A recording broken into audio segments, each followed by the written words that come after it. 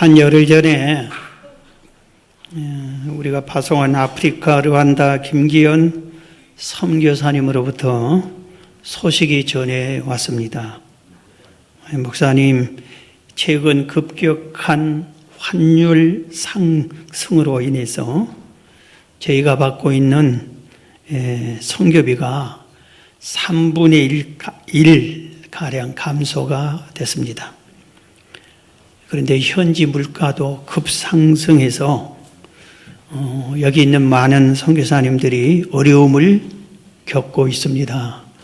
무거운 소식 전해서 죄송합니다. 이런 소식을 전해왔습니다. 여러분, 이럴 때 우리가 어떻게 해야 하겠습니까? 선교사님들은 내가 선교를 포기하고 고국으로 그냥 돌아가겠다, 하나님이 의식주도 해결 안 해주면 어떻게 하겠느냐 하고 그래야 됩니까? 아니면 내가 굶더라도 선교는 계속해야 된다, 이래야 됩니까? 파송한 교회는 선교비를 더 보내줘야 됩니까? 아니면은 우리가 정한 액수만 계속해서 보내줘야 됩니까? 아니면은 코로나 시대에 우리 교회도 힘들고 어려우니 더 이상 못 보내겠어, 당신 알아서 하세요 하고 선교비를 끊어야 됩니까? 우리가 알아야 할 것은 예수 믿는 내가 믿는 그 순간부터 귀한 사명을 받습니다. 그리고 교회가, 우리가 교회니까 교회는 반드시 사명이 있는데 그 중에 핵심 사명이 복음을 전하는 것입니다. 우리 지역은 전도, 외국은 선교. 이 선교하는 것이 우리의 의무이고 사명입니다.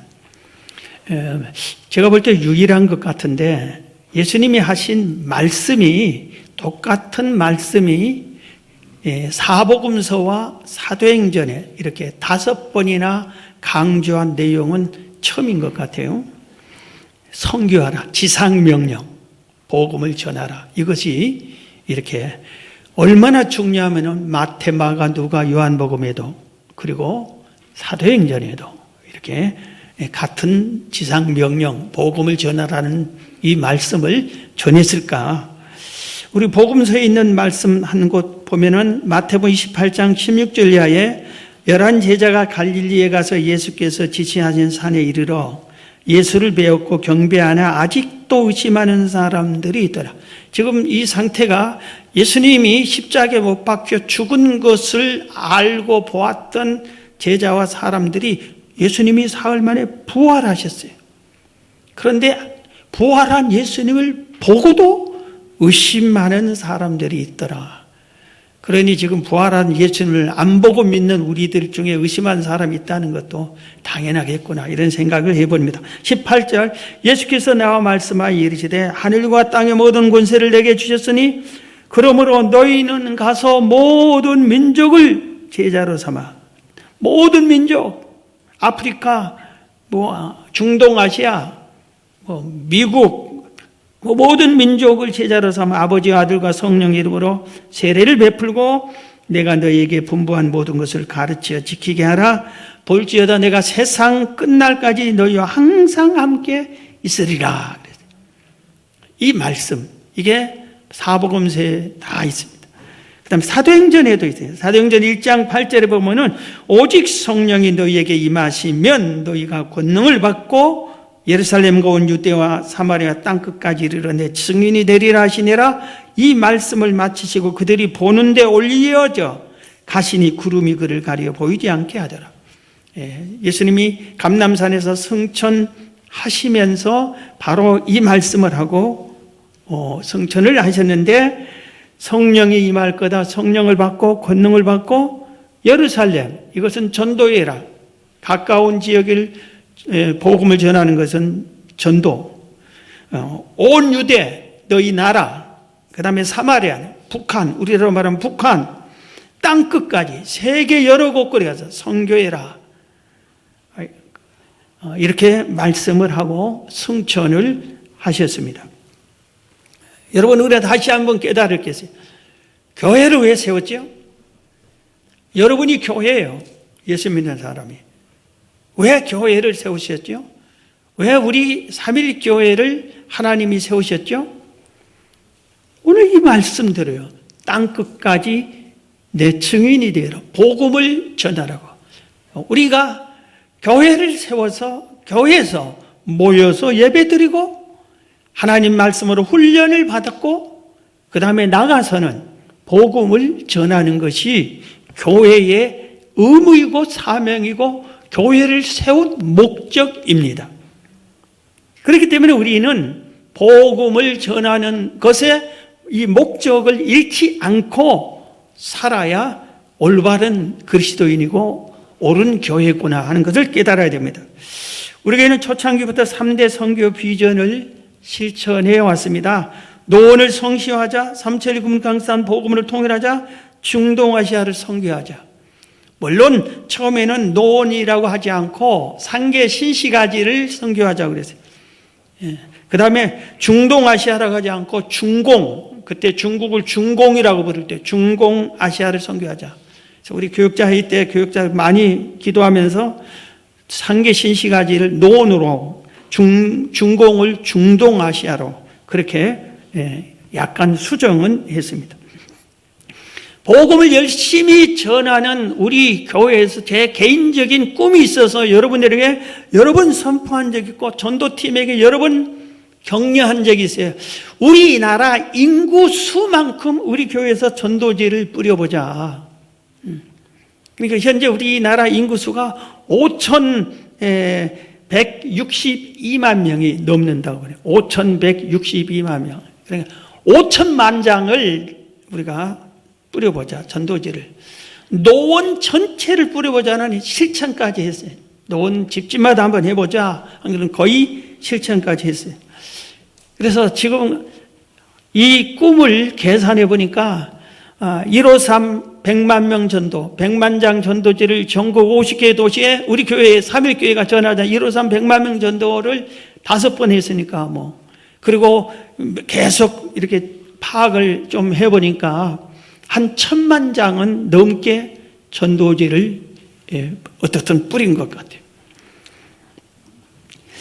사랑하는 성도 여러분, 전도와 선교는 바로 이 자리에 앉아있는 여러분 개개인의 사명이요 의무인 것을 여러분은 깨달아야 됩니다. 우리 교회 선교팀을 좀 하면은 물론 파송 선교사가 있지만 단기 선교를 여러 번 다녔는데 일본 단기 선교는 학생팀, 관현악팀, 청년팀 여러 번 간 것 같아요. 거기 가서 기억이 남는 게 전도하다가 붙잡혀서 파출소로 끌려간 거. 그 다음에 관현악단을 한 20여 명을 가지고 모든 악기를 들고 우리가 사람들이 많이 모은 공원 입구에서 하는데 그 곡이 지금도 그 곡이 은은하게 들려오는 것 같아요. 너무나 은은하고 좋은 곡이 있어요. 그 곡만 하면은 가던 사람이 다 멈추고 들으세요. 복음송가. 일본 사람들이 음악을 나름대로 좋아하는 것 같아요. 쫙 듣고 그때 우리가 일본 말로 된 사형리를 전해주고 전도제를 정해주고 가서 막 뿌리고 그러면 받아들이는 사람도 있고 전도지 받자마자 가버리는 사람도 있고 음악을 끝까지 듣는 사람들도 있었고 일본의 디즈니랜드라는 곳이 있어요. 거기 입구에서 우리 청년들이 한 20명 넘게 똑같은 티셔츠로 하나님은 당신을 사랑합니다. 우리는 일본을 사랑합니다. 그걸 글자로 딱 써가지고 하고 찬양을 열심히 많이 노원역에서 우리 찬양 전도팀이 10여 년간 한 것처럼 했더니 얼마 안 있어서 막 일본 경찰들이 뛰어와서 해산하라고 하지 말라고 그래서 그것을 중단한 경우도 있었습니다. 중국을 물론 필리핀은 제일 많이 간 것 같고 인도도 3번인가 같고 중국은 우리가 또 여러 번 가는데 한 번은 우리 그 청년 한 가정이 중국 베이징에서 신혼집을 차렸어요. 그 신랑이 거기 베이징에서 직장 생활을 해가지고 거기서, 그래서 그 집을 중심으로 해서 그 청년이 가이드를 하면서 한 20명이 넘게 30명 가까이 우리가 중국을 갔습니다. 가서 그 집을 찾아가서 거기서 선교하는 우리나라 파송 선교사님을 만나서 그 선교 실황을 듣기로, 말씀을 듣기로 해서 3시간을 걸려서, 여러분, 이 다른 나라에서 3시간을 허비하는 것이 얼마나 긴 시간인지 아세요? 거기를 가죠. 가서 그 시대에 예배를 드리거나 찬양을 하거나 복음을 전하면 당장 추방당하는 거예요. 그런 시대이기 때문에 그 집에 20, 30명이 한꺼번에 갈 수 없어서 4명씩, 5명씩 짝을 지어서 먼저 그 아파트로 들어가고, 그 다음 팀이 또 들어가고, 모른 척하고, 그렇게 해서 다 이렇게 20, 30명이 이제 그 식구들까지 하면 30명이 딱 정도 모였어요. 선교사님이 오셨어요. 사진도 못 찍게, 자기 얼굴이 어디서 어떻게 발각되면 추방당하니까. 그런데 이분이 자기 간증을 했어요. 그 당시에 4년 전에 갑자기 하나님께서 중국으로 가서 복음을 전하라고 하셨는데 중국 말을 한마디도 못했대요.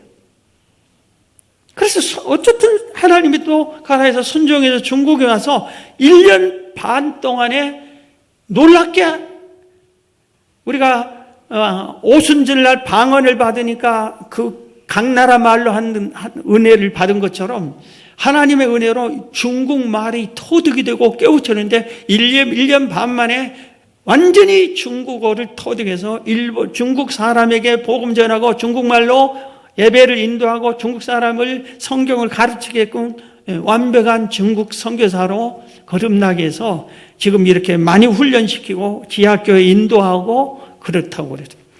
그러면서 중국에서 지하교회 성도들이 한 번 예배 들으러 올 때는 멀리 8시간 걸리기도 하고, 훈련을 5일 동안 며칠 이렇게 할 때는 사방에서 이렇게 와서 하는데, 예배 시간에 우리는 1시간 전후로 예배를 드리잖아요. 그런데 설교만 2시간을 해도 더 해달라, 이런 식으로 말씀을 그렇게 전국 지하 성도들이 사모하고 있고, 듣는 말씀을 하나도 떠뜨리지 않고 아멘 아멘으로 받아들이는 은혜가 충만한 예배와 지금 선교를 이렇게 놀랍게 지하학교 교회에서 하고 있다고 그 소식을 듣고 우리가 큰 은혜를 받은 적이 있습니다. 저는 개인적으로 성경을 볼 때마다, 가끔 천국을 생각할 때마다, 기도할 때마다 선교사님들이 참으로 고맙고 감사하고 감사하다는 것을 깨닫습니다. 만약에 우리에게 선교사님이 오지 않았어, 복음이 없었다면 지금 우리는 하나님을 모르고 천국을 모르고 살다가 지옥 갔게 됐겠죠. 그런데 선교사님들이 그 어려운 역경을 딛고 오셔서 그 고난을 딛고 복음을 전해줬기 때문에 오늘 우리가 이렇게 구원의 확신을 갖고 천국의 소망을 두고 감사하면서 신앙생활을 하고 있는 것을 생각할 때 얼마나 감사하고 고마운지 모른다 이겁니다. 오늘 본문은 성경에서 최초로 선교사 파송하는 교회, 파송하는 장면이 기록됐습니다. 다시 한번 읽어드리겠습니다.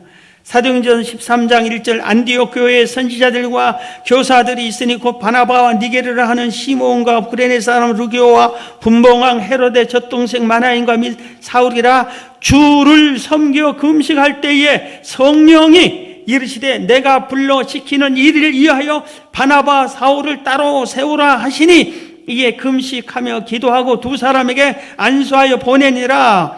두 사람이 성령의 보내심을 받아 실루기아에 내려가 거기서 배 타고 구브로에 가서 살라미에 이르러 하나님의 말씀을 유대인의 여러 해당에서 전할 때 요한을 수행원으로 두었더라 그랬어요. 오늘 이 안디옥 교회라고 하는 이 교회를 바울과 바나바가 이렇게 세우셨는데, 이 교회에서 최초로 선교사님을 파송한다 이게입니다. 교회 역사상 최초로 선교사를 파송하고 있습니다. 여러분들에게 복음을 전해준 사람이 누구예요? 여러분이 예수 믿게 한 사람이 누구예요? 여러분 동네에 교회를 세워주신 분이 누구세요? 그분이 누군지 아세요? 어떻게 해서 우리 동네에 교회가 세워졌지? 내가 어떻게 해서 교회를 가게 됐지? 저는 개인적으로 정말 우리 조그마한 섬에 어떻게 교회가 세워졌을까? 그 교회를 세우신 분이 고맙고 감사해요. 정말 고맙고 감사해요. 그리고 나를 맨 처음 전도한 초등학교, 첫 번째 간 건 아마 초등학교 들어가기 전이었는지 몰라요. 그때는 한 번 성탄절 선물 준다니까 딱 한 번 가고 끝냈고, 교회를 간 것은 한 3학년 때, 초등학교 3학년인지 4학년인지, 그때 내 친구가 재유가 교회 가자 하고 나를 열심히 이끈 청년이 있어요. 그 학생, 그래서 그 동창생, 초등학교 동창생 몇 명 기억하는데 그의 이름은 새록새 그래. 김세웅. 얼마나 고마워요. 나를 교회로 이끌었어요. 그리고 고등학생 때 이제 교회를 다니는데 형식적으로 이렇게 다녔는데, 나가 성령 받게 하신 분이 있어요. 그 선생님 이름이 민순홍 선생님. 새벽에 늘 깨워가지고 하고, 성령이 이렇고 성경을 가르쳐주고 주일학교 교사하게 하고,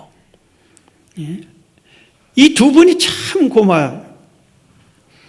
교회를 개척하고 나니까 어느 날 개척한 전도사 시절에 한 3년이나 2년이나 됐나 시작하고, 얼마나 그분이 감사하는데, 내 친구가 장로님이 돼가지고 교회를 섬기다 이제 경기도 부천으로 이사를 왔대. 완전히 살림을 옮겨서. 그래서 어떻게 주소 알아가지고 찾아가서 고맙다는 인사를 해야만 너 빚진 자 아니냐 기도할 때마다, 생각할 때마다. 그래서 교회를 개척하고 2, 3년 동안 단 한 번도 먹어보지도 못한 소고기를 2-3근 사가지고 왔어요. 그 돈도 없으니까 하나님께 돈을 달라고, 내 친구한테 가고 싶다. 그런데 실제로 돈이 생겨서, 그래서 그걸 가지고 부천을 찾아가서 고맙다, 전도해 주어서 너무 고맙습니다, 장로님. 친구인데도 장로가 됐으니까 그렇게 인사를 하고 왔어요. 나를 성령 받게 도와주는 그 민수능 선생님은 어디서 산지 어떻게 산지 찾을 수도 없어요. 찾으면 내가 큰 절을 해주고 싶어요. 너무나 고마워서. 양화진 외국인 묘지는 우리 교육자 수련회 때, 또 우리 청지기 대학 졸업 예배 때, 이런 때 수시로 데리고 갔던, 저는 개인적으로 양화진 묘지하고 요수의 손양원 목사님 순교 기념관하고, 용인에 있는 순교센터가 있어요. 한경직 목사님이 세워서 우리나라 순교자들을 다 기념하게 해놓은 순교센터. 이 세 곳을 성지로 생각합니다. 요수 손양원 목사님 기념관은 그 먼 데인데 5번, 6번을 갔어요. 우리 성도 청지기 대학생 또 한 번 데리고 간 적이 있어요. 교육자 수련회는 몇 번 가고 개인적으로 가고, 그분들이 선교사님들이 있었기 때문에 우리에게 복음이 전해졌기 때문에.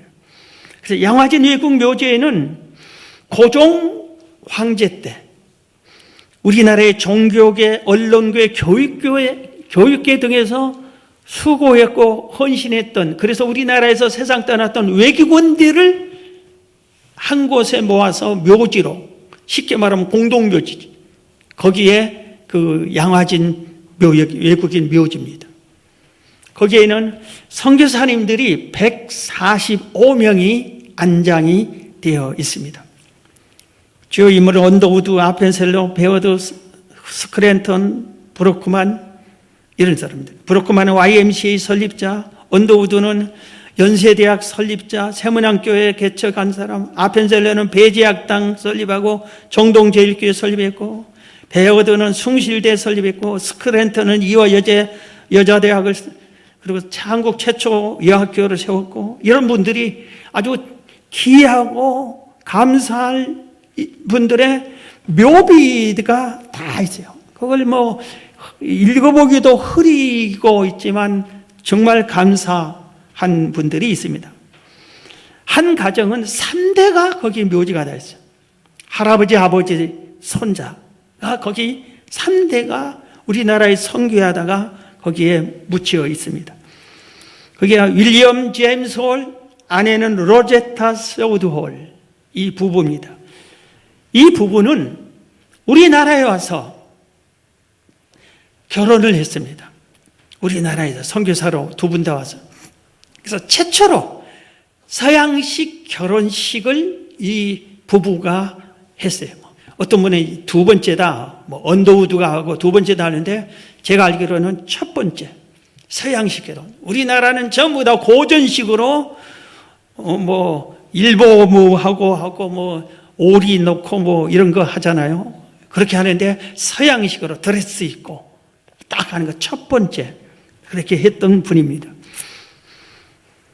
그런데 1891년에 우리나라에 왔는데 청일전쟁이 일어나가지고 많은 병사들이 막 질병과 부상을 당해서 이 윌리엄 제임스 홀 남편 선교사님이 그들을 치료해 주다가 말라리아에 걸려버렸어요. 질병에 걸려서 4년 만에 세상을 떠났습니다. 아들 하나 낳고, 아내가 로제타 서우드홀은 배 안에 임신해서 하나 또 있고, 그런데 남편이 세상을 떠나 4년 만에 남편을 양화진에 묻고 아내가 고국으로 갔어요. 2년 동안 고국에 가, 미국에서 하는데 어느 날 하나님께서 강하게 성령께서 다시 네 남편이 묻혀 있는 조선으로 가라. 그래서 다시 우리나라에 옵니다. 오자마자 딸이 3살짜리 이 유복자였던 이 딸이 세상을 또 떠나버려요. 어린애가 한국 풍토병에 이게 맞지가 않아서 그만 떠나버려요. 그러니까 남편 그때 묻고, 하나님이 조선으로 가는 게 떠날 수 없기 때문에 복음을 전합니다. 이분이 한 업적이 정말 큰 게 많아요. 우리 고려대학 병원 전신인 경성여자전문학교를 세웠어요. 이분이 고려대학 의학대학 전신을 세웠어요. 이분이.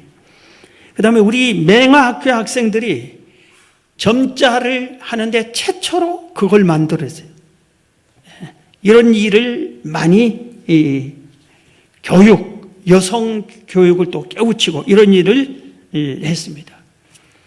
그리고 세상을 떠나니까 남편 옆에, 자기 딸 옆에 거기 묻었습니다. 아들이 이제 계속해서 또 한국 선교를 합니다. 아들이 아주 유명한 서우드 홀인데, 이분은 결핵 퇴치 운동을 열심히 해서 크리스마스 때마다 결핵 퇴치 씨를 만들어서 복음하고 이런 일을 많이 했는데, 이분도 자기 아들이, 그러니까 윌리엄 제임스 홀의 손자죠, 세상을 떠납니다. 어렸을 때. 그러니까 할아버지 옆에, 자기 아버지 옆에 묻습니다. 그리고 자기도 거기에 묻지. 그러니까 3대가 양화진 묘역에 우리나라 그 열악한 조선의 복음을 위해서 선교하다가 이렇게 묻히었습니다. 거기에는 어린이들만 38명이나 묻혀있어요. 외국 어린이들이 생활이 다르고 환경이 다르고 음식이 다르고 견디지 못하고 어떤 어린이는 하루 만에 마리 하디라고 하는 어린이는 하루 만에, 그래서 1893년 8월 9일 태어나 바로 그 다음 날 8월 10일 세상을 떠납니다. 하루 만에. 그리고 어떤 자녀들은 한 달 만에, 두 달 만에 이런 어린이들이 38명이나 그 양화진 묘역에 묻혀 있습니다. 선교사님들이 왔을 때 우리나라의 조선시대는 형편이 아주 열악했어요. 아시아에서 제일로 가난한 빈국 중에 빈국이었습니다. 그리고 엄청난 차별을 받아서 양반 쌍놈의 차별 열대에 이들이 불쌍한 우리 조선 사람들이 예수 믿고 천국 가라고 교회를 세우는 일에 힘썼고, 글자를 모르는 문맹인들이 너무 많아서 학교를 세웠습니다. 그래서 신식학교, 오늘날 같은 초등학교니 중학교니 대학교니 이런 신식학교를 선교사님들이 처음 다 세운 거예요. 그 이전에는 학교가 없어요. 서당 같은 곳에서 하늘천, 따지, 가무리연, 누르왕 이것만 배우던 시대예요. 그래서 학교를 많이 세웠습니다. 고아원을 세웠어요. 국가가 돌보지 않아요. 고아들을 못 도와. 그런데 고아원을 세웠고 차별 철폐 운동을 했어요. 남녀 차별이 얼마나 심한지 모릅니다. 그래서 여성도 배워야 된다, 깨우쳐야 된다. 그리고 그러기 위해서 여자들만 모아서 남녀 7세 부동석에서 같이 할 수가 없어요. 남자 학교에 올 수도 없어요. 여자들만. 그래서 여자 학교, 여자 전문 대학들을 이런 지금 여자 대학들이 다 선교사님들의 영향을 받아서 세워졌습니다.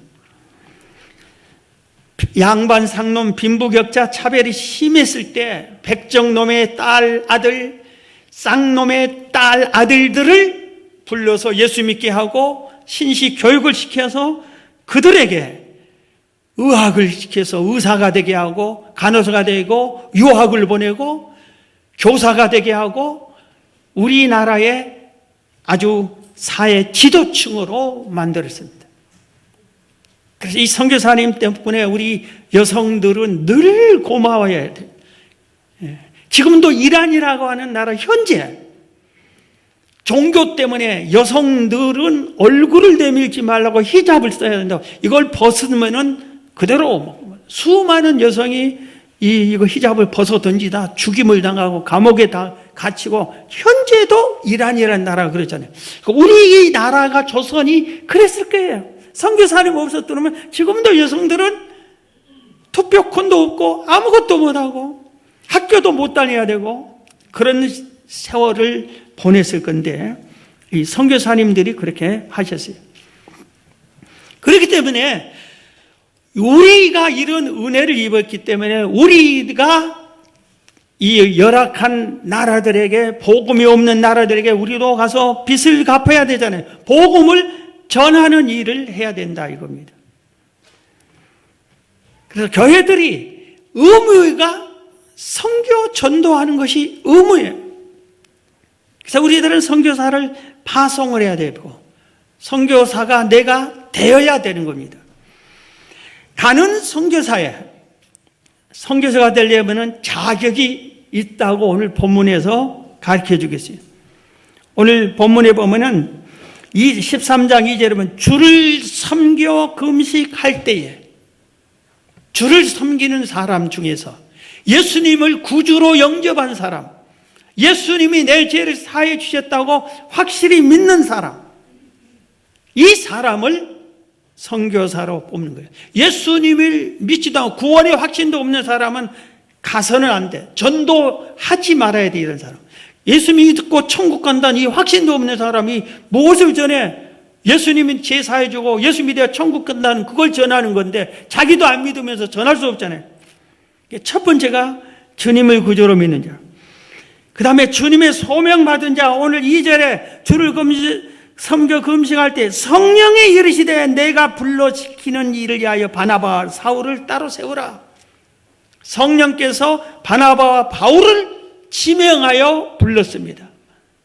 하나님의 부름을 받은 사람이 외국 선교 이렇게 할 수 있구나 하는 것을 우리가 알아요. 자격이 없는 사람이 가면 안 돼요. 오히려 망치는 거예요. 그 다음에 성령 충만한 사람. 2절에 주를 섬겨 금식할 때 성령이 이르시되 하는 게 성령 충만한 사람이고, 4절에도 두 사람이 성령의 보내심을 받아 실루기아에 내려가 거기서 배 타고 후브리에 가서 살람에 이르러 하나님의 말씀을 유대인의 열에 해당해서 전할세. 성령이 보내심을 받아 성령과 함께 선교하고 전도했다. 이렇게. 그리고 기도의 사람입니다. 기도의 사람. 어느 선교 단체에서 선교사님 한 분을 모집했어요. 그런데 한 분이 내가 선교사로 가겠습니다 하고 신청을 했습니다. 그래서 선교 단체 위원장이 좋습니다. 시험 보러 오세요. 그래서 내일 새벽 3시에 우리 집으로 오세요. 그랬어요.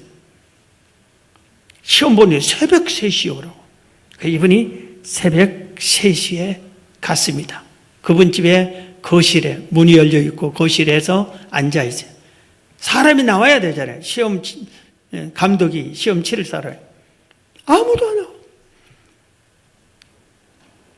그래서 1시간이 지나도 안 나와. 5시간이 지나서 8시가 됐어요. 아침이 됐어요. 8시가 됐어요. 그때 딱 한 사람이 나타났습니다. 시험 보러 오셨습니까? 시험 보러 왔다. 시험 칩시다. 그렇게 합니다. 시험 문제 첫 번째 문답을 이렇게 면담을 하는. 글 쓸 줄 압니까? 글 쓸 줄 압니다.